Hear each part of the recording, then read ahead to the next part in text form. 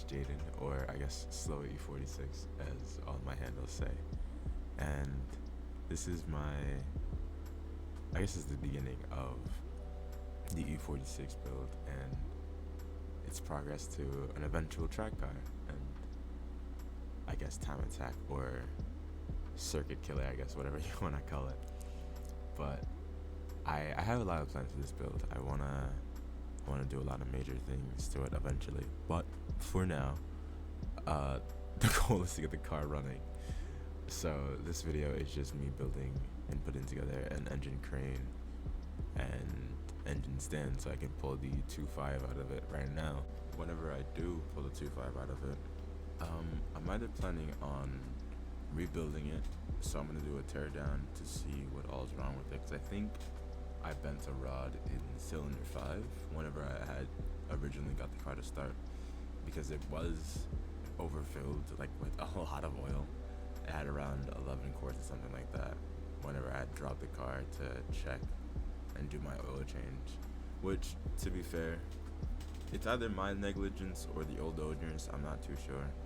I think I might have flooded the motor from like over cranking it whenever I was trying to get it to the start originally, which kind of bummed me out. But I did get the car to start, and it got it to a point where it idled, but whenever I gave it any sort of gas, it would just die out immediately.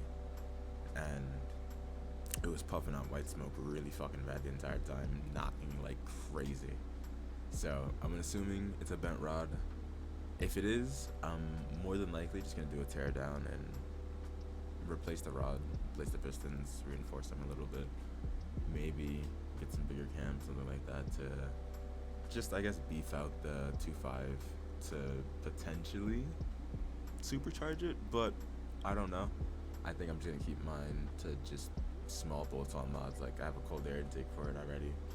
I may do some headers, exhaust, stuff like that, but I'd leave any major builds for the 3-liter motor that I eventually want to swap into.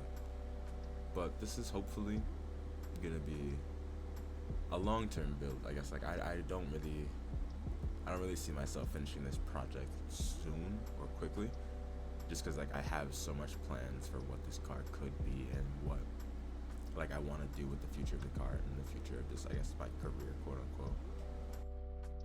But I do definitely know that I want to build the car to be OEM plus, like right away, as soon as I can get this thing up and running again.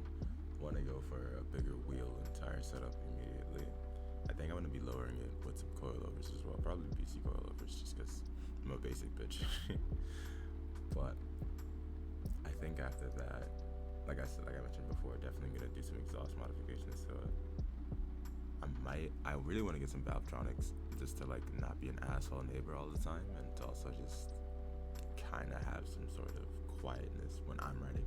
Because I feel like having a loud exhaust is nice, but having a loud exhaust the entire time, especially if you have to take like a road trip or something like that, can definitely get a little bit annoying. So having the option of like turning it on and off would be sick. But yeah, I'm hoping, like I said, to keep this car for a while and have many iterations of it. I don't want to get to a point where like it's too overbuilt for the street, if that makes sense. Like I don't think I'd ever, like, as much as I do want to supercharge it, I don't think I'd ever take it to a point of like over 500 wheel horsepower, if I can even push 500 wheel horsepower out of the fucking M54. Like, I don't know really the upper ends of this motor and like what its limitations are, because it's not really like a fast motor to begin with. I think stock most of these make like 184 horsepower, something like that.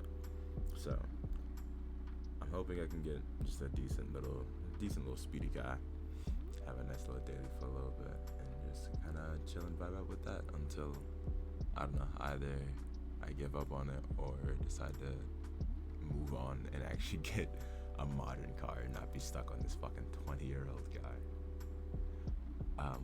To discuss the elephant in the room, I do realize my garage is extremely messy. I'm probably gonna clean it up a lot more, just so I can work and have somewhere to work on the engine. Because realistically, as I was putting all this together and kind of moving everything around, I was like, damn, where the fuck am I gonna put this motor? Like, even whenever like the stand was built, like you'll see this shortly after the fucking crane, but even after my stand was built, there's not really an area I can just put it and sit down and work. I guess I can have it in front of my toolbox, but then it kind of makes it a bitch to open and close my toolbox. But I don't know. I'll have to figure all that shit out and move some of the random stuff lying around, like the big ass 33-inch tire I think that is behind me. I don't fucking know why it's there, if I'm being honest.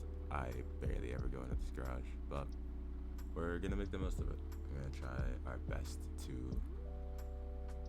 fix the shit out of this stupid ass car that doesn't want to run.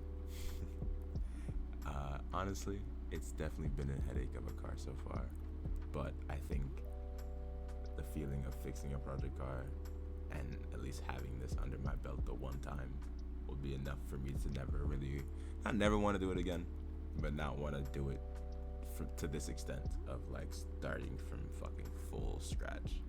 But I don't know, we'll see. This car might be the reason I start building E46s even more and more. But I do hope you guys enjoy this kind of content. Let me know if the commentary is kind of weird to have over the time lapse, or if you're just like a regular time lapse video with no commentary and just the beat over the background. If you'd like to see more E46 content, definitely do subscribe, because I will be posting, like I said, me pulling my motor and doing the teardown and all that to this channel. Have a good rest of your day and enjoy the rest of the time lapse.